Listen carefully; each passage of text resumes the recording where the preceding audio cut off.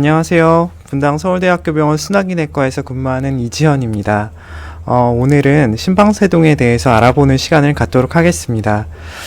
제가 외래에서는 시간에 쫓겨서 환자분들께 심방세동에 대해서 자세히 설명드릴 기회가 굉장히 부족했는데요. 이번 기회를 통해서 심방세동에 대해서 좀 더 자세하게 청취자분들께 알려드리고자 합니다. 먼저 심방세동이라고 하는 것은 부정맥 중에서 가장 흔한 부정맥 그런 형태인데요. 크게 부정맥은 심장의 비정상적인 전기 흐름으로 발생하는 박동을 얘기를 합니다. 그래서 크게 두 가지로 나누는데 비지속성 부정맥과 지속성 부정맥으로 나뉘게 되고요. 지속성 부정맥 중에 여러 가지가 있는데 그 중에서 가장 흔한 형태가 심방세동입니다. 대표적인 비지속성 부정맥은 조기수축이라고 하는 부정맥이 있는데요. 맥박이 규칙적으로 가다가 어느 순간 건너뛰게 되는 그런 느낌을 받으실 수 있습니다. 증상은 환자분들마다 좀 다르게 느껴서 갑자기 울컥하는 느낌이 든다고 말씀하시는 분도 있고, 갑자기 철렁한다, 갑자기 철렁하면서 기침이 난다, 그렇게 말씀하시는 분이 있습니다. 대표적으로는 심방 조기수축과 심실 조기수축 두 가지가 있는데요. 보시는 제가 화살표로 이렇게 표시한 구간이 심실이 수축을 하면서 맥박이 만들어지는 그런 타이밍을 표시한 것인데요. 보시면 정상적으로 규칙적으로 가다가 어느 순간에 불규칙하게 맥박이 발생하는 것을 알 수 있습니다. 그리고 심실 조기수축도 마찬가지로 정상적으로 맥박이 가다가 어느 순간 비정상적으로 타이밍보다 일찍 그렇게 맥박이 발생하는 것을 알 수 있고요. 그 이후로는 긴 맥박이 쉬는 구간이 발생하기 때문에 이때 맥박이 건너뛴다라고 그렇게 느끼실 수 있겠습니다.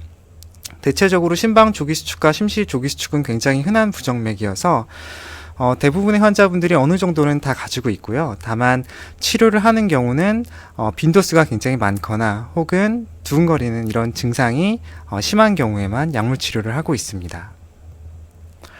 그리고 다음으로는 지속성 부정맥에 대해서 말씀을 드릴 텐데요. 지속성이라고 한다면 보통 30초 이상 지속되는 경우를 저희가 지속성 부정맥이라고 얘기를 합니다. 그 중에서 가장 흔한 형태가 심방세동이 되겠고, 두 번째로 꼽으라면 심방조동이 될 수 있겠는데요. 심방조동과 심방세동은 굉장히 밀접하게 관련이 있습니다. 거의 사촌과 같은 그런 부정맥이라고 보시면 되고, 심방세동 환자분들의 약 4분의 1이나 5분의 1에서 심방조동을 함께 가지고 있는 경우가 함께 가지고 있습니다. 그 이외에 심방빈맥이라든지 그런 다른 부정맥이 있습니다. 그래서 오늘 제가 말씀드릴 내용은 심방세동이 되겠고요. 심방세동과 심방조동은 치료를 동일한 치료를 하기 때문에 심방조동을 가지고 계신 그런 환자분들도 동일하게 이해해 주시면 될 것 같습니다. 먼저 심방세동의 병태 생리를 이해하기 전에 정상적인 심장 주기를 이해하는 것이 많은 도움이 될 것으로 생각을 합니다. 그래서 심장은 정상적으로 심방과 심실이 교대로 수축을 하면서 그렇게 혈류의 이동을 만들어내는데요. 심장은 정상적으로 사람의 심장은 두 개의 심방과 두 개의 심실로 구성이 되어 있습니다. 그래서 먼저 심방이 수축을 하면은 심방에 있던 혈류가 심실로 내려오게 되고요.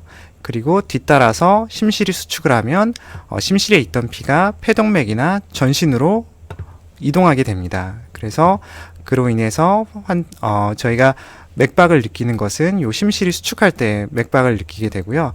그래서 심방 한번 수축하고 심실 수축하고 잠시 쉬었다가 다시 또 심방 수축하고 심실 수축하는 이런 정상적인 운동을 계속 반복하고 있습니다. 그래서 정상 심전도를 보시면요, 제가 자주색으로 표현한 것이 심방의 수축을 나타내고, 이 보라색으로 표시한 것이 심실의 수축을 나타내는데요. 보시면은 심방이 수축하고 뒤따라서 심실이 수축하고 조금 쉬었다가 심방 수축하고 심실 수축하고 좀 쉬었다가 이런 형태로 계속 심장은 운동을 하고 있습니다. 이것이 정상 심장 운동이고 정상 심전도 그런 그림이 되겠습니다. 반면에 심방세동이라고 하는 것은 심방에서 전기 신호가 여러 군데에서 발생하게 되는 상태를 얘기를 합니다.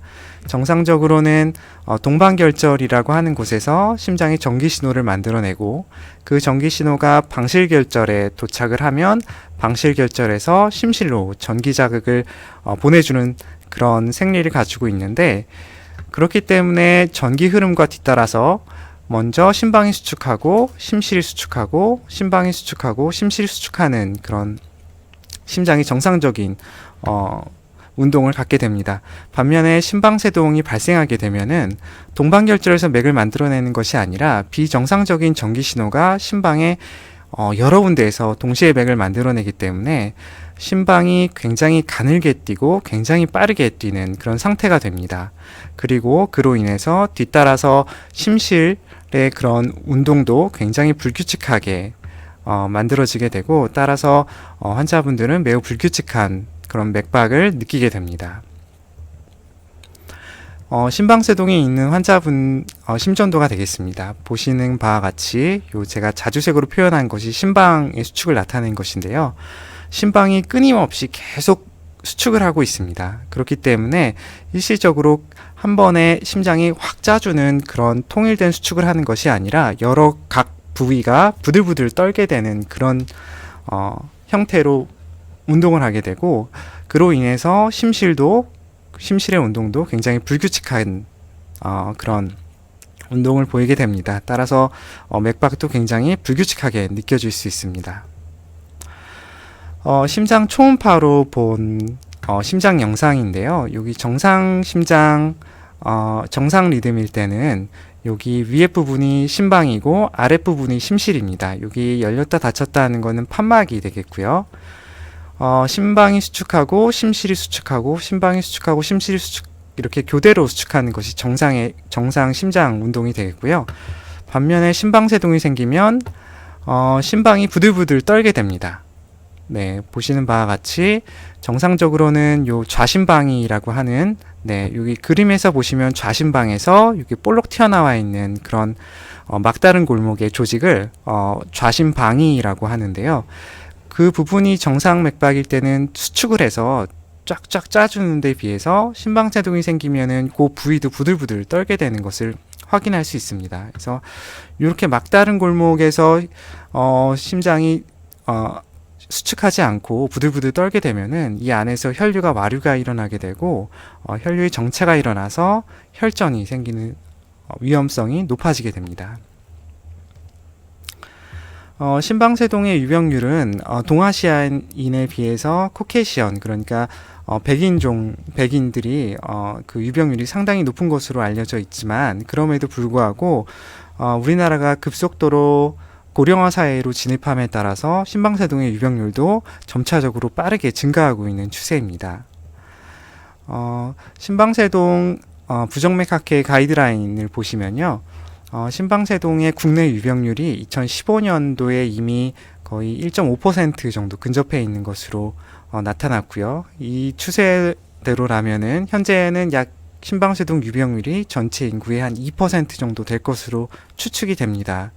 그리고 연령별로 나누어서 보았을 때는 심방세동 자체가 워낙에 퇴행성 변화로 발생하다 보니까 고령 환자분들에서 많이 발생하게 되는데 70세 이상인 70세 이상인 그룹에서 좀 더 빠르게 늘어나고 있는 그런 형태를 보이고 있습니다.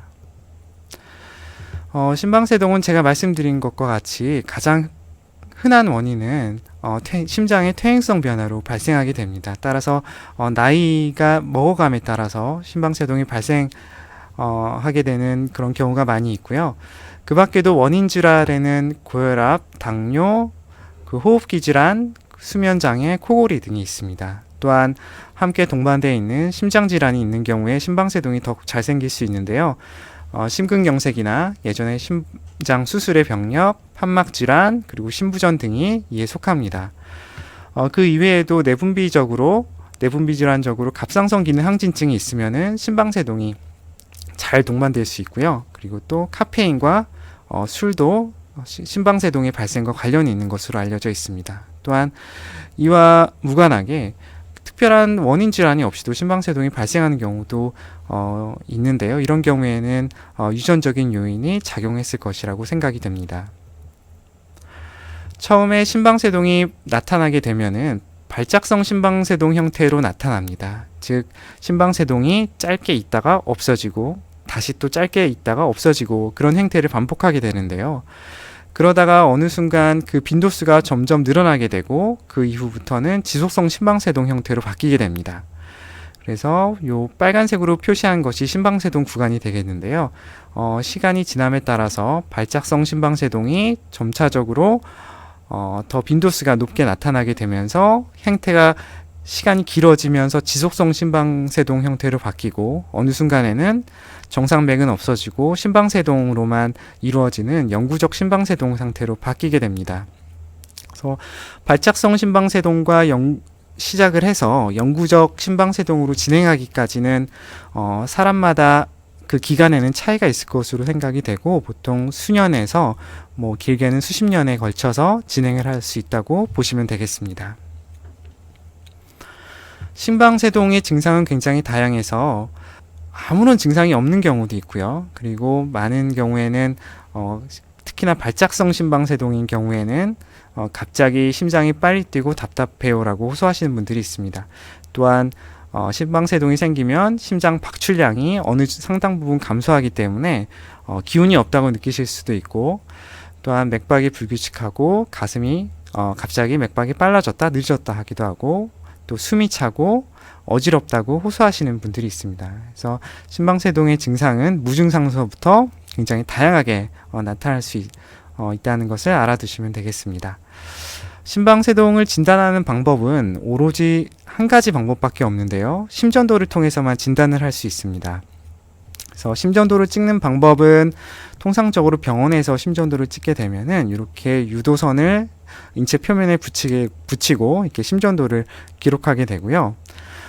발작성 심방세동 형태인 경우에는 심방세동이 있다 없다 하기 때문에 요 12유도 심전도를 찍을 때 심방세동이 없는 경우도 많이 나타날 수 있습니다. 그래서 그렇기 때문에 그런 경우에는 24시간 홀터 검사라 해서 하루 동안 이렇게 심전도 패치를 붙여서 하루 동안 경과를 지켜보는 그런 검사도 있습니다. 하지만 심방세동이 1년에 한두 번 정도 생기는 매우 초기의 심방세동 같은 경우에는 이렇게 24시간 홀터 검사를 하더라도 발견해내지 못하는 경우가 많이 있을 수 있습니다.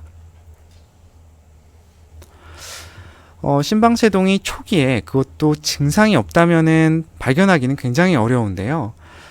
증상이 있다면 재빨리 심전도를 찍어서 진단할 수는 있겠지만 그마저도 증상이 없다면은 1년에 하루 정도 심전도 홀터를 검사한다면 약 0.2%를 발견할 수 있겠고요. 그 24시간 홀터 심전도 검사를 2주간 계속 착용을 해도 약 4%밖에 발견할 수 없습니다. 따라서 심방세동, 특히나 무증상의 발작성 심방세동은 진단하는데 굉장히 어려움이 있을 수 있겠습니다. 최근에는 여러 스마트워치 그리고 스마트폰에서 스마트폰과 연계된 여러 기기들을 통해서 심전도를 측정할 수가 있겠는데요. 때문에 갑자기 증상을 동반한 그런 심방세동 같은 경우에는 증상이 있을 때 이렇게 스마트워치를 통해서 심전도를 기록해서 심방세동을 진단할 수 있습니다. 애플워치, 갤럭시워치 모두 심방세동을 검출해내는 그런 알고리즘이 탑재되어 있어서 심전도를 이렇게 측정을 하면은 심방세동 신호가 관찰이 됐는지 안 됐는지 그것에 대해서 이렇게 판독을 내려줍니다. 하지만 이런 판독이 아주 정확하지는 않고요. 많이 틀리는 경우가 왕왕 많이 있습니다. 그래서 이런 스마트워치 이런 것들을 통해서 심방세동을 검출해내고 그 기능을 향상시키는 그런 연구들이 많이 행해지고 있는데요. 저도 이 분야에 관심이 많아서 여러 연구를 같이 진행을 하고 있습니다. 심방세동은 먼저 심전도로만 진단을 할 수 있다고 제가 말씀을 드렸는데요. 그래서 지역병원에서 심전도를 찍어서 심방세동이 발견이 돼서 저희 기관으로 만약에 오시면은 막상 저희 기관에서 검사했을 때는 정상맥으로 보일 수 있습니다. 왜냐하면 발작성 심방세동일 경우에는 그렇게 보일 수가 있거든요. 그러면은 환자분들 생각에 큰 병원에서 검사를 했을 때 없었으니까 나는 심방세동이 없는 것이다 라고 그렇게 생각해 볼 수도 있겠는데 그거는 굉장히 틀린 생각이시고요. 한 번이라도 심전도에서 심방세동이 발견이 됐다면 그것으로 심방세동은 충분히 진단하는데 무리가 없습니다. 하지만 심방세동이 진단된 이후에 추가적으로 같이 합병된 그런 심장에 다른 질환이 있진 않는지, 판막 질환이 있진 않는지, 심장의 기능은 어떤지 그런 것들을 파악하기 위해서 심장 초음파 검사를 기본적으로 해야 하고, 또한 갑상선 호르몬이라든지 빈혈과 같은 다른 동반 질환이 있는지 함께 혈액 검사를 통해 체크를 해야 됩니다. 그래서 심장 초음파 검사, 혈액 검사가 가장 기본적인 두 가지 검사가 되겠고, 여기서 이상 소견이 있다면은 CT라든지 경시도 초음파, 그리고 추가적으로 24시간 심전도 그런 등등을 검사들이 좀 더 필요할 수 있겠습니다. 심방세동은 뇌졸중과 굉장히 밀접하게 연관이 있습니다. 뇌졸중이라고 저희가 얘기를 하는 것은 심장 혈관에 병이 생겨서 갑자기 뇌기능이 쇠퇴하게 되는 경우를 얘기를 하는데요. 심장이 뇌혈관이 막혀서 생기는 경우를 뇌경색이라고 하고요. 뇌혈관이 터져서 혈액이 유출되는 경우를 뇌출혈이라고 합니다. 심방세동은 전체 허혈성 뇌졸중의 30% 정도가 심방세동과 관련이 있습니다. 다시 제가 심장 초음파 이미지를 보여드리는데요. 이 환자분은 여기 심방세동 환자분입니다. 그래서 초음파로 봤더니 요 좌심방이라고 하는 구조 내에 이렇게 하얗게 부들부들 떨고 있는 그런 조직들이 보이죠. 그래서 다른 곳에서 각도로 보면 요 좌심방의 구조물에 이렇게 하얗게 생긴 부유물들이 보입니다. 이것이 혈전이 되겠는데요. 여기서 좌심방에서 생긴 혈전이 이쪽 판막 통해서 좌심실로 가서 좌심실에서 대동맥을 타고서 몸에 어디든지 날아갈 수 있습니다. 만약에 뇌혈관을 막게 되면은 그게 바로 허혈성 뇌졸중이 되는데요. 그 혈전이 날아가서 보통은 혈전의 크기보다 작은 직경을 가진 그런 혈관을 만나면 그곳에서 폐색을 일으키게 됩니다. 그래서 전체 이런 허혈성 뇌졸중의 약 30%가 심방세동과 관련이 있는 것으로 알려져 있어서 심방세동을 잘 치료하는 것이 허혈성 뇌졸중의 예방에 많은 도움이 될 것으로 생각이 됩니다. 일부 환자분들은 뇌졸중이 생겨서야 그때서야 심방세동이 발견되는 분도 덜어 있으시고요. 신경과 선생님들이 보시기에 뇌졸중이 발생을 했는데 그 뇌졸중의 발생한 원인이 외부의 어느 곳에서 혈전이 날라와서 뇌혈관을 막아서 뇌졸중이 생긴 것 같다. 그리고 그 소스가 심장에서 생긴 것 같다라고 저희에게 의뢰를 주시면 저희가 이식형 사건 기록기라고 하는 요 작은 칩을 심장 앞에, 그러니까 피부 밑이죠. 그 앞에 전흉부 피부 바로 밑에 지방층에 이렇게 요 칩을 이식하게 됩니다. 그럼 이 이식형 사건 기록기라고 하는 것은 이 안에 심장에서 발생되는 여러 전기 신호, 그러니까 심전도를 계속 꾸준하게 기록을 할 수 있고요. 만약에 심방세동이 추후에 생기게 되면 그러면 저희가 요 기기를 분석을 해서 심방세동을 확인할 수 있습니다. 그래서 발작성 심방세동 환자에서 만약에 혈전으로 인해서 뇌졸중이 생기면은 막상 뇌졸중으로 인한 입원 치료 기간에는 심방세동이 발견되지 않을 수도 있거든요. 그런 경우에는 이렇게 이식형 사건 기록기를 통해서 심방세동을 찾아내는 노력을 하고 있습니다. 그래서 어느 환자분의 그런 심전도가 되겠는데요. 그래서 뇌졸중으로 인해서 이식형 사건 기록기를 삽입을 해서 외래에서 경과를 봤더니 약 2019년 5월 1일에 2분 20초간 지속되는 이런 심방세동이 있었다라고 그렇게 분석을 통해서 알아냈습니다. 심방세동이 조기 진단이 중요한 이유는 두 가지가 있습니다. 첫 번째는 뇌졸중을 예방하기 위해서 그렇습니다. 그래서 적절하게 항응고 치료를 받으면 뇌졸중의 발생 위험을 현저히 낮출 수 있는 것으로 알려져 있고요.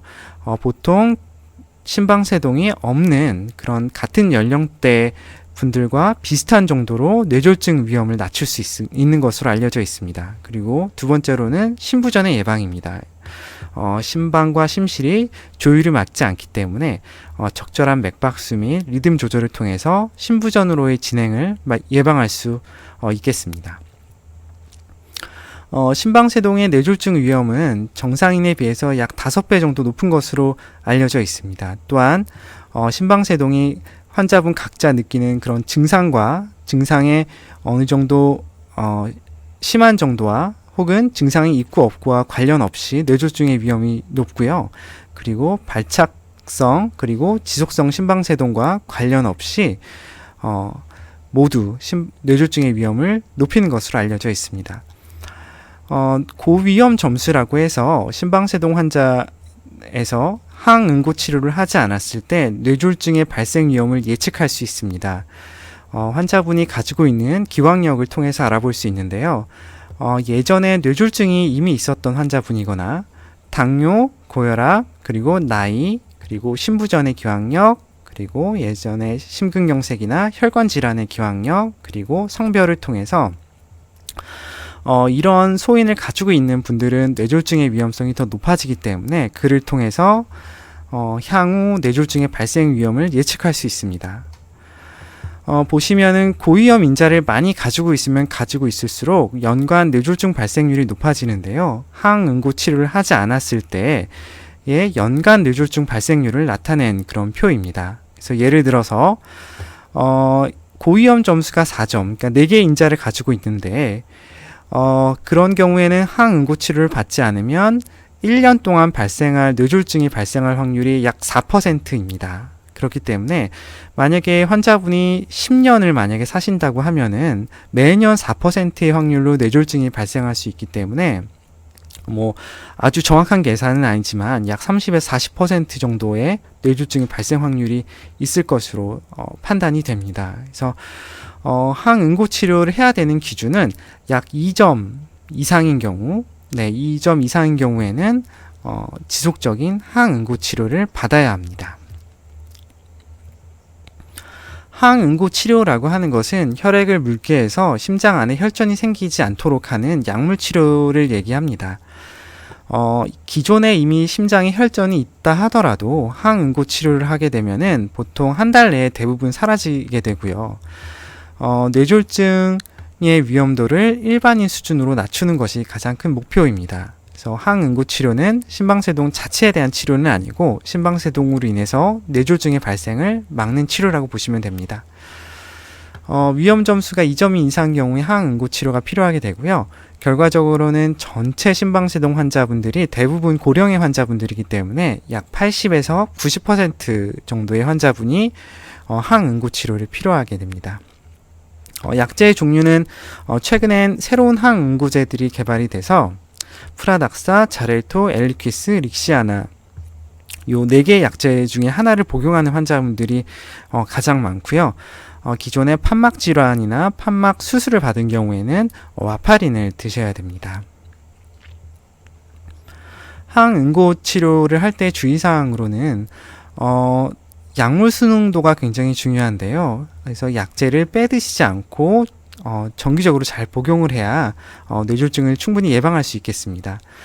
혈액이 약간 묽어지기 때문에 출혈 경향성이 좀 커집니다. 약간 커지는 정도고요. 따라서 흔히 환자분들께서 호소하신 증상은 코피가 자주 난다거나 양치질을 했는데 피가 묻어 나온다. 이런 경우에는 함께 치주 질환이 동반되는 경우가 흔히 있긴 합니다.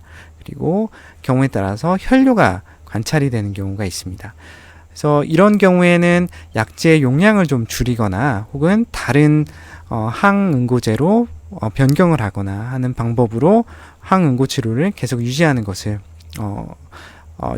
권고되고 있습니다. 다른 약제와 상호작용이 있을 수도 있는데요. 특히나 항진균제 같은 경우 혹은 결핵약 등을 복용하는 경우는 약제 효과가 아주 충분하게 유지될 수 없는 상황이 발생할 수 있겠습니다. 그렇기 때문에 이런 약을 함께 치료를 받을 때는 의사와 전문가와 상담을 해서 약물 치료를 결정해야 합니다. 최근에는 그 새로운 항응고제를 많이 복용을 하고, 와파린은 새로운 항응고제가 개발되기 전에 와파린을 복용을 했었는데요. 와파린은 약제의 특성이 모든 환자에게 같은 용량을 처방할 수 없고, 환자마다 그 최적의 용량이 사람마다 좀 다를 수 있습니다. 또한 정기적인 혈액 검사를 통해서 혈액이 어느 정도 묽은지를 주기적으로 모니터링을 해야 되는 그런 단점이 있고요. 약물 상호작용이 새로운 그런 항응고제에 비해서 굉장히 굉장히 다양하게 심하게 그렇게 약물 상호작용이 발생할 수 있습니다. 하지만 그럼에도 불구하고 새로운 항응고제는 판막 질환이 있는 경우에는 효과가 떨어지는 것으로 알려져 있어서 그 인공 판막이 있거나 중등도 이상의 그런 판막 질환이 있으면은 와파린을 아직도 드셔야 되는 그런 상황입니다. 이렇게 항응고제를 복용함에도 불구하고 뇌졸중이 다시 또 재발하거나 혹은 그 심한 출혈이 발생을 해서 항응고 치료를 할 수 없는 경우에는 좌심방위 폐색술이라고 해서 이렇게 혈전이 생기는 요 주머니를 틀어 막아버리는 그런 시술이 있습니다. 요 시술 자체는 이렇게 형상기업합금으로 된 특수 그런 기기를 요 좌심방위 내에 설치하는 그런 시술이 되겠고요. 결과적으로는 항응고제를 복용이 필요하지만 못하는 경우, 혹은 항응고제를 복용함에도 불구하고 뇌졸중이 다시 재발한 경우에 이런 좌심방위 폐색술을 고려해 볼 수 있습니다. 효과는 항응고제 복용과 비슷한 정도로 뇌졸중을 예방하는 것으로 알려져 있고요. 단점은 아직 급여가 모두 전부 인정되진 않아서 환자 본인 부담금이 높은 것이 큰 단점이 되겠습니다. 다음으로는 심방세동 자체의 치료에 대해서 말씀드리도록 하겠습니다. 심방세동의 치료는 크게 세 가지로 나눌 수 있겠는데요. 첫 번째는 약물 치료, 두 번째는 시술적 치료, 세 번째는 수술적 치료입니다. 보통 수술적 치료까지 가는 경우는 굉장히 드문 경우고, 보통은 약물 치료에서 효과가 없으면 시술적 치료를 일부 환자분들께 권유를 해서 진행을 하고 있습니다. 약물 치료는 크게 또 두 가지로 나누고요. 심박수를 조절하는 치료, 그리고 심방세동에서 정상율동으로 바꿔주는 리듬 조절 치료가 있습니다. 심방세동이 생기면은 자연적으로 심방이 빨리 뛰므로 자연적으로 맥박이 빨라지게 되는데요. 맥박이 빨라지면은 심부전이 잘 발생할 수 있으므로 맥박이 빨라지지 않게 약제로 조절하는 치료입니다. 리듬 조절 치료는 정상맥으로 돌리는 그런 약물 치료가 되겠고, 항부정맥제를 사용하게 되고요. 하지만 그 효과가 아주 좋지는 않아서 성공 확률이 약 50% 미만으로 그렇게 보고되고 있습니다. 시술적 치료는 전극도자 절제술과 냉각풍선 절제술로 크게 두 가지 방법이 있습니다. 시술적 치료는 어떻게 하는 것이냐면요. 원래 심방세동이 처음 시작할 때는 폐정맥 부분에 있는 근육세포로부터 심방세동이 시작이 됩니다. 그래서 요 폐정맥 주변의 근육세포들을 요 좌심방 체부와 정기적으로 분리시키는 그런 시술을 하게 되는데요. 두 가지 방법이 있는데, 첫 번째로는 고주파 전극도자 절제술이고, 두 번째는 냉각풍선 절제술입니다. 그래서 요 가운데 보이는 구멍이 폐정맥인데, 요 주변을 이렇게 고주파 에너지를 통해서 한 땀 한 땀 그렇게 전기 에너지를 줘서 요 주변을 뺑뺑 돌아가면서 치료를 하면은 정기적으로는 요 안쪽 폐정맥과 주변의 심방 체부하는 절연이 발생하기 때문에 요 폐정맥 안에서 심방세동을 시작하는 그런 정기적 신호가 만들어진다 하더라도 요 좌심방으로 건너올 수 없기 때문에 심방세동이 생기는 것을 막게 됩니다. 이렇게 고주파 전극도자 절제술은 이렇게 한 땀 한 땀 이렇게 떠서 그렇게 시술을 하는 방법이고, 냉각풍선 절제술은 카테터의 풍선을 하나 크게 부풀려서요. 그 풍선을 요 혈관 안에 쓱 집어넣습니다. 그러면은 그리고 요 풍선 안에 액체 질소를 넣어서 급속하게 냉각을 시키면 요 주변 조직을 한 번에 조직에 동상을 입혀서 절연을 유도하는 그런 치료입니다. 각각 시술의 장단점이 있고요. 고주파 전극도자 절제술은 한 땀 한 땀 뜨다 보니까 시간이 조금 더 오래 걸리는 경향성이 있는 반면에 굉장한 다양한 부정맥에 세밀한 시술에 도움이 될 수 있습니다. 반면에 냉각분선 절제술은 시술 시간이 비교적 짧고 그리고 한 번에 편하게 할 수 있어서 환자분들이 느끼시기에 좀 더 편하다고 느끼실 수 있는 그런 장점이 있습니다. 치료 성공률은 두 가지 방법이 모두 동일하다고 여러 연구에서 밝혀진 바 있습니다. 다만 환자분 특성에 따라서 심방의 모형에 따라서 그리고 심초음파 모양에 따라서 선호되는 방법이 있기 때문에 시술과 관련해서는 전문가와 상의를 하는 것이 필요하고요. 치료 성공률은 약물 치료에 비해서 확연하게 좋은 편입니다. 발작성 심방세동 같은 경우는 시술 이후에 1년 동안 부정맥 없이 잘 유지되는 경우가 약 80에서 90%, 그리고 지속성 심방세동 경우에는 약 60에서 80% 정도로 그 효과가 조금 떨어지는 경향을 보입니다. 심방세동 치료 성공률은 수술적 치료가 가장 좋고요. 그리고 그와 못지않게 약간 떨어지는 수준으로 시술적 치료가 효과가 좋습니다. 그것에 비해서 약물 치료는 이 두 가지에 비해서 확연하게 치료 효과가 떨어지는 것으로 그렇게 알려져 있습니다.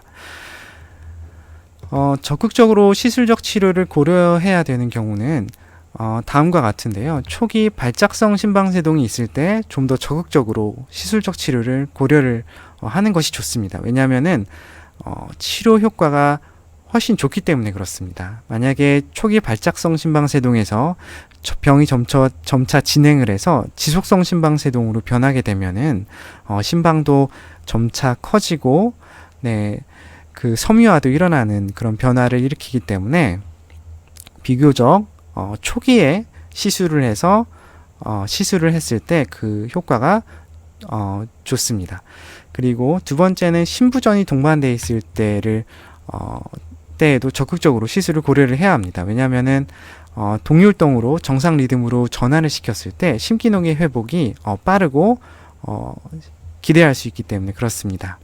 그리고 상대적으로 왕성하게 활동하는 젊은 연령의 환자에서 발생하는 심방세동도 적극적으로 시술적 치료를 고려하고 있고, 심방세동으로 두근거리는 증상이 매우 심한 경우에도 고려를 해볼 수 있습니다. 또한 실신과 관련돼서 나타난 심방세동 같은 경우에는 환자에게 심한 그 외상이 발생할 수 있기 때문에 약물 치료보다는 적극적인 그런 심방세동의 그런 시술적 치료를 권유하고 있습니다.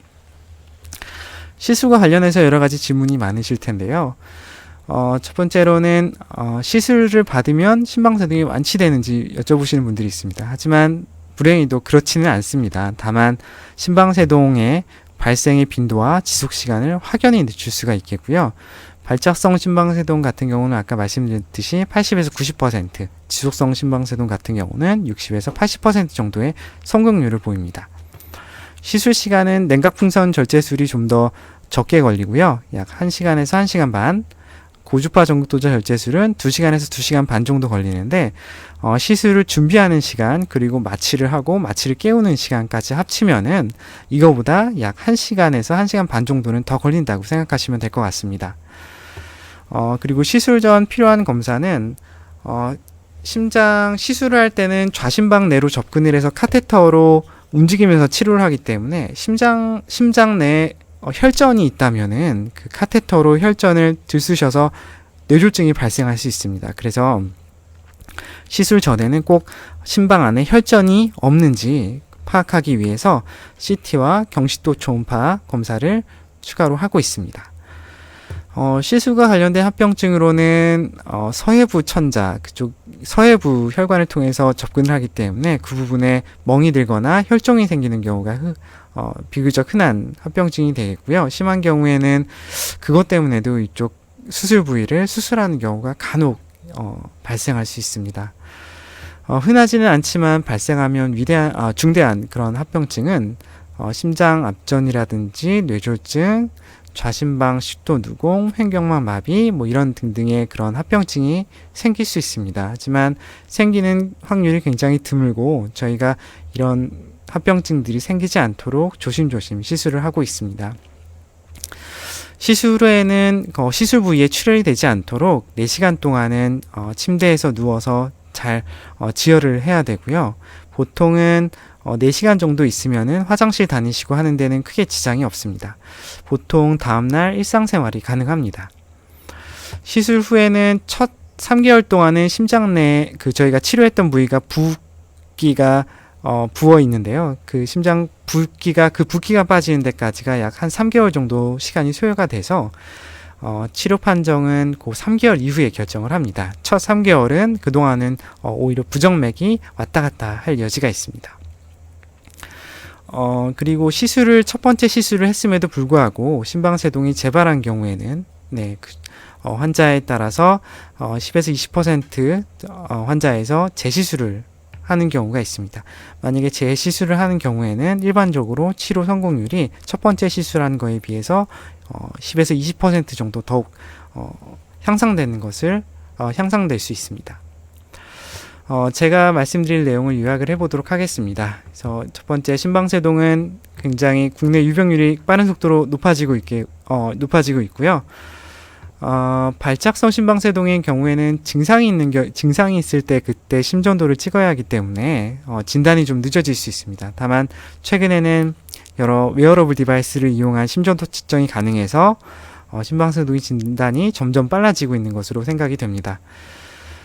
심방세동은 가장 중요하게도 뇌졸중과 심부 전의 발생을 위험을 높입니다. 따라서 이에 대한 조기 진단이 중요하고요. 적절한 항응고제 치료를 통해서 뇌졸중의 발생 위험을 낮출 수 있고 적절한 심방세동의 약물 치료를 통해서 심부전의 진행을 막을 수 있습니다. 약물 치료에 불응하는 경우에 심방세동에 대해서 선택적으로 시술적 치료를 고려해 볼 수 있겠습니다. 네, 제가 준비한 내용은 여기까지입니다. 경청해 주셔서 감사합니다.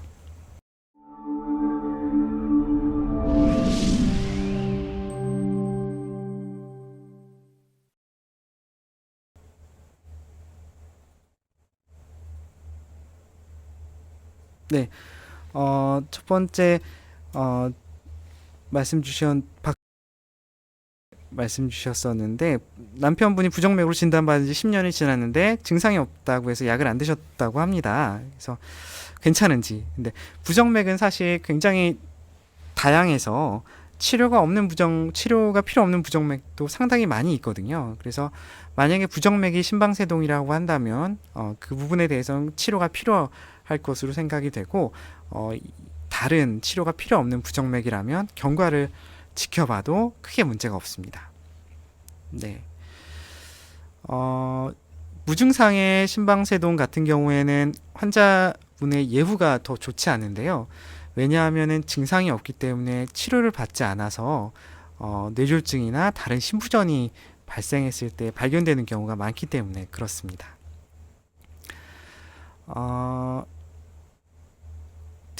다른 환자분께서 질문 주셨는데 퇴행성이면 백내장처럼 정도와 시기만 다를 뿐 반드시 증상이 나타나는 건가요? 라고 말씀을 주셨는데요. 어느 부분에서 비슷하다고 말씀드릴 수 있겠습니다. 보통 80세 이상에서는 10% 환자분들이 약심방세동이 있다고 하거든요. 근데 백내장 같은 경우는 나이가 들면 거의 대부분 어느 정도라도 조금씩은 아마 있을 것으로 생각이 됩니다. 그래서 퇴행성 변화라는 것은 둘 다 같은 백내장이나 심방세동이나 공유되는 그런 병태 생리가 병태 기전이 되겠습니다. 스마트워치를 어디서 구입할 수 있냐면요. 삼성 대리점이나 LG, 애플 대리점에서 아마 구입하실 수 있겠고요. 제가 알고 있는 시중에서 스마트워치로 심전도 측정이 가능한 건 제가 그 시중에 판매되는 제품 2가지로 알고 있습니다.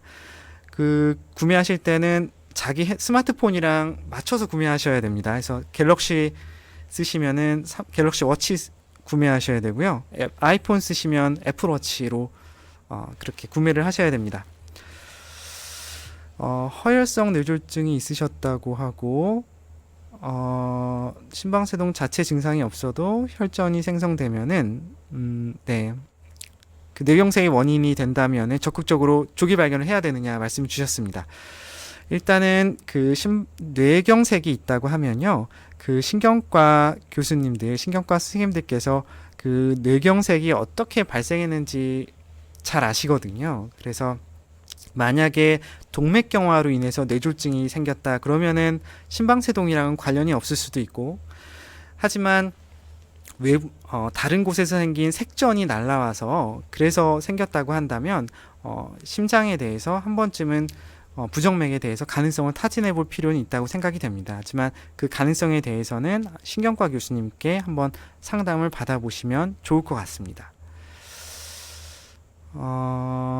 코로나 후유증이 있으셔서 가만히 있어도 맥박수가 빠르다고 합니다.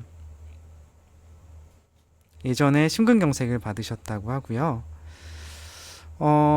몸에 스트레스가 있고 염증이 있고 그러면은 맥박수는 당연히 좀 빨라질 수 있습니다. 그렇기 때문에 맥박수가 단순히 빠르다고 해서 치료가 필요한 상황은 아니고, 일반적으로 정상맥인데 부정맥은 아니고 정상맥인데 몸의 컨디션이 좋지 않고 몸에 염증이 있고 몸이 아파서 맥박수가 빨라지는 것은 크게 경과를 지켜봐도 크게 문제는 없습니다.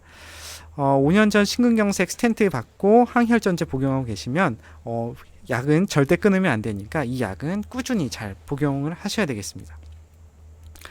수면무호흡증과 코골이와 심방세동이 발생이 연관이 있는지 여쭤보셨는데요. 네, 밀접하게 연관이 있습니다.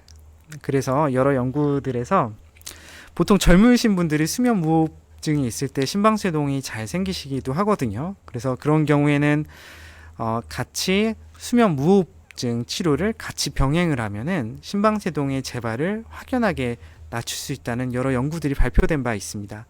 그렇기 때문에 수면무호흡증이 심하면 심방세동과 함께 관리를 받으시는 것을 추천합니다. 항응고제와 항혈전제가 다른지 테레사 리님께서 질문을 주셨는데, 네, 굉장히 좋은 질문이십니다. 항혈전제는 흔히 얘기하는 아스피린 그리고 클로피도그렐 이런 약제가 되겠는데요. 항혈전제는 어떤 경우에 쓰냐면 동맥경화로 인해서 뇌경색이 왔거나 혹은 동맥경화로 인해서 심근경색이나 협심증이 생겼을 때, 그리고 또 그 부분에 스텐트를 넣어서 치료를 했을 때 항혈전제를 복용을 하게 되고요. 항응고제는 말씀드린 것 같이 정맥에 혈전이 생기거나 혹은 심장 안에 혈전이 생겼을 때를 그때 복용을 하게 되는 약제입니다. 그래서 항혈전제는 혈소판에 작용을 하고요. 항응고제는 혈액 응고인자에 작용을 한다고 보시면 되고, 모두 다 피를 묽게 하는 역할은 하지만 그 기전이 다르고 치료하는 때 쓰이는 그 용도도 다릅니다. 그래서 심방세동이 있는 환자에서 뇌졸중을 예방하기 위해선 항응고제를 드셔야 되고, 항혈전제를 먹는다고 해서 뇌졸중이 예방되는 것은 아닙니다. 네. 심방세동으로 피곤하고 무기력한 증상이 나타날 수도 있는지 여쭤보셨는데요. 네, 그렇게 나타날 수 있습니다. 심방세동이 생기면 리듬이 불규칙하고 심방 바출량이 약 정상인 대비 약 10% 정도 줄어든다고 보고 있습니다. 그래서 그로 인해서 무기력하고 한 증상이 나타날 수 있습니다. 시술적 치료 시 심장 대체 인공심막을 심장을 사용해야 하나요? 라고 여쭤보셨는데, 제가 질문을 정확히 잘 이해하진 못했는데요. 심장 대체 인공심장은 그냥 요거에 해당 사항은 없는 것으로 생각이 되고, 그냥 카테터를 이용을 해서 서해부 혈관을 천자를 해서 심장으로 접근을 해서 그 좌심방에 심방세동과 연관된 부분을 열로 지지거나 혹은 얼려서 치료를 하고 나온다고 보시면 됩니다. 몸에 스텐트를 넣거나 어떠한 이물질을 넣거나 하는 그런 시술은 아니고, 네, 조직을 얼리거나 혹은 지지거나 해서 치료를 한다고 보시면 됩니다. 신부전에 대해서 설명을 부탁드린다고 하셨습니다. 신부전이라고 하는 것은 심장 질환의 마지막 단계에서 나타나는 그런 것을 얘기를 하는데, 어떠한 원인에 의해서든지 심장의 피로도가 쌓여서 폐에 혈류가 정체돼서 숨이 차게 되는 그런 현상을 신부전이라고 얘기를 합니다. 그래서 심방세동도 오래되면 신부전을 유발할 수 있고요. 판막질환, 그리고 심근경색이라든지 그런 경우에 모든 그런 심장 관련된 질환이 궁극적으로는 신부전으로 진행할 수 있습니다. 항혈전제 복용 중이시라고 했는데요. 뇌졸중으로부터 안전할 거라고 생각을 하셨는데 아닌 거냐고 여쭤보셨습니다. 모든 사람들이 뇌졸중의 예방을 위해서 항응고제를 복용하셔야 되는 것은 아니고, 심방세동이 있는 환자분들에 한해서 뇌졸중을 예방하기 위해서 항응고제를 복용을 하셔야 된다고 이해하시면 될 것 같습니다. 만약에 항혈전제를 복용 중이신데 심방세동이 없다면 항응고제를 드실 필요가 없습니다. 네, 다만 항혈전제도 이미 복용하고 계신데 심방세동도 동일하게 생겼다. 그러면은 항혈전제, 항응고제를 동시에 복용해야 되는 경우가 간혹 있거든요. 그런 경우에는 보통 항응고제 하나만 복용하는 경우가 많이 있는데, 이마저도 전문가의 그런 상담을 받아보시고 결정을 하셔야 될 것 같습니다. 부정맥에 홍삼 복용하면 안 되나 여쭤보셨는데, 제 홍삼 한약 계통은 제가 잘 알지 못해서 이에 대해서는 제가 뚜렷한 답을 그렇게 드리기가 조금 힘든 상황입니다. 제가 잘 알지 못합니다. 네. 심방 절제 시술이라는 것은 혈맥을 막는다는 것이냐 여쭤보셨는데요. 아닙니다. 심장의 전기는 심장에 있는 근육세포를 통해서 전달이 되기 때문에, 그 근육세포가 어느 정도 손상을 받으면 그 손상된 근육세포를 통해서는 전류가 흐르지 않거든요. 그래서 폐 정맥 근처를 인공적으로 그 근육 조직에 손상을 가해서 그 부분이 전기가 흐르지 않도록 하게 한다는 그런 의미입니다. 다음 김기수님께서 코다론, 콩코르, 아토젯 복용하고 있습니다. 항응고제는 이 안에서는 항응고제는 없으신 것 같습니다. 네, 그래서 전체 심방세동 환자분들 중에서 항응고 치료가 필요한 분이 약 80에서 90% 정도 되고요. 반대로 얘기하자면 10에서 20% 정도는 항응고 치료의 적응증에 해당되지 않아서 뇌졸중의 발생 위험이 매우 적어서 항응고 치료를 굳이 하지 않아도 되는 분들이 약 10에서 20% 정도 된다고 보시면 되겠습니다.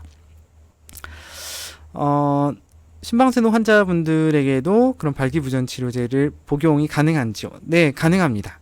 네, 근데 사람마다 조금씩 달라서 만약에 약제를 드셨을 때 좀 어지럽고 하신다면은 좀 낮은 용량으로 드실 것을 권고드리고요. 심방세동 때문에 이 약제를 복용하지 못할 이유는 없습니다.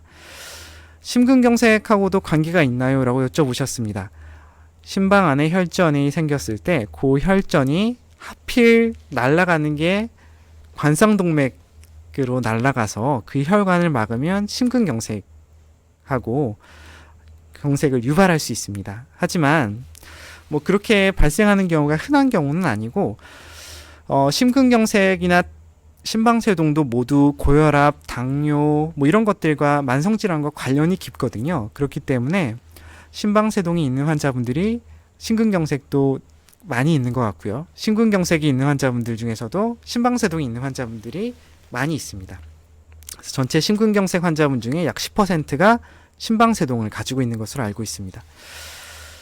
심방세동이 있으신데 거의 증상이 없다가 한 번 생기면 2-3시간 간다고 합니다. 한 달에 한 번 정도. 네. 일단은 약물치료 한 달에 한 번 정도 생긴다고 하시면 만약에 이 일상생활을 하는데 좀 불편함이 심하다고 생각이 되시면 약물 치료를 항부정맥제 약제를 복용하실 것을 권유를 드리고, 만약에 증상이 생겨도 크게 불편하지 않다고 한다면 그러면은 일단은 조금 더 경과를 지켜볼 수도 있겠습니다. 다만 연세라든지 다른 당뇨라든지 고혈압이라든지 그런 뇌졸중의 위험 인자가 충분히 높다면 심방세동의 치료와 별개로 항응고 치료는 받으셔야 될 것 같습니다. 다음에 옴니스 피아노님께서 질문 주셨습니다. 36세 남자 환자분이고 심장이 쿵쿵거려서 심전도를 찍으셨는데 심방세동이라고 진단을 받으셨다고 합니다. 그 심방이 조금 더 커진 것 같고 심실 조기 수축도 진단을 받았는데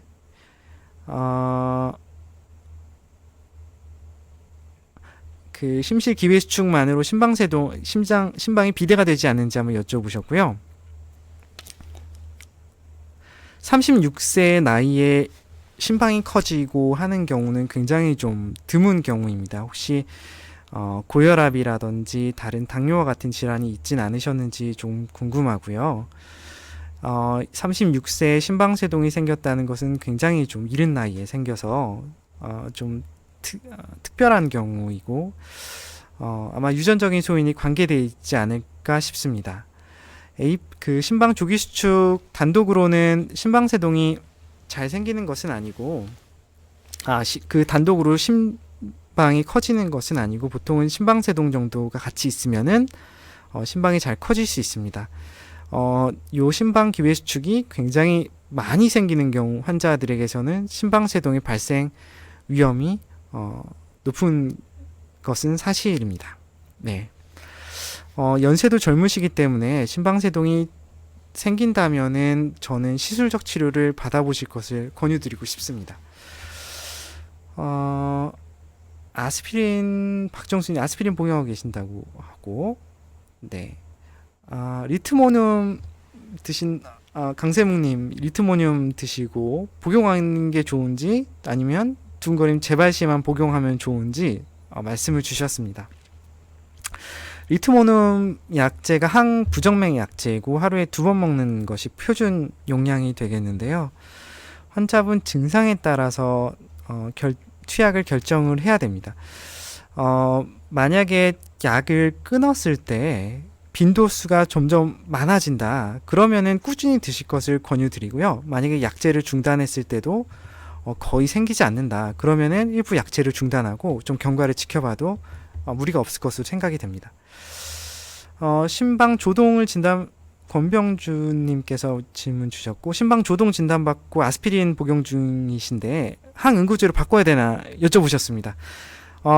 좋은 질문 감사하고요. 꼭 바꿔야 되는 것은 아닌데 제가 말씀드린 바와 같이 그 위험 인자를 따져봐야 되거든요. 그래서 당뇨, 고혈압, 나이 이런 것들을 따져서 만약에 그 위험 인자가 점수가 2점 이상 된다. 그러면은 아스피린에서 항응고제로 변경을 해야 합니다.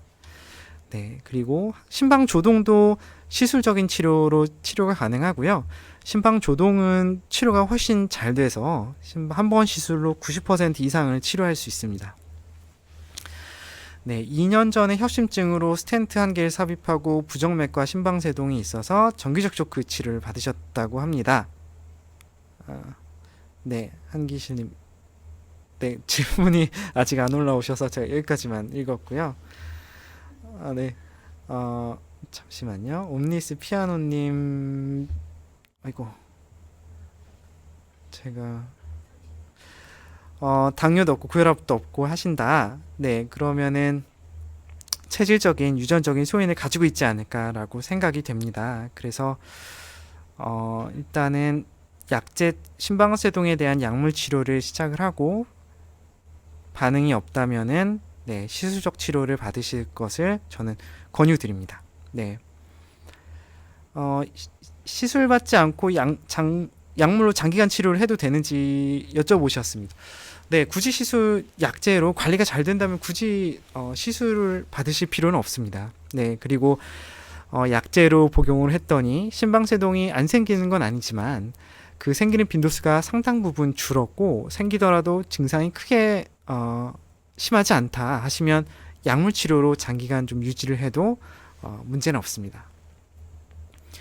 약물 치료 중에 2주에서 이틀 정도 심방세동이 발생한 약물 치료는 안 되는 건가요? 2주 중에 하루에서 이틀 동안 심방세동이 생기는 것은 굉장히 자주 생기는 편에 속한다고 보시면 됩니다. 그래서 그 빈도수가 굉장히 늘어나고 있는 추세라고 생각이 되고요. 일단 약물, 항부정맥제 약물을 매일 드실 것을 저는 권고를 드리고, 그럼에도 불구하고 잘 생기는 경우에는 비교적 초기인 것 같아서, 발작성 심방세동 초기인 것 같아서 시술적 치료도 고려해 볼 수 있다고 봅니다. 그리고 남군경님께서 질문 주셨는데요. 82세 심방세동 치료 중이시고 리트모늄, 콩코르, 자렐투 복용 중이십니다. 이 사이에 혈압이 위가 70에서 80 아래 56세입니다. 그래서 좀 어지럽다 하시는데 이런 경우에는 혈압이 낮아서 일단은 병원을 조기에 방문하실 것을 추천드립니다. 그리고 약제로는 콩코르 약제는 일단 혈압이 낮기 때문에 좀 중단해 보실 것을 권고드리고 리트모늄도 같이 드시지 마시고 자렐투만 복용하십시오. 네.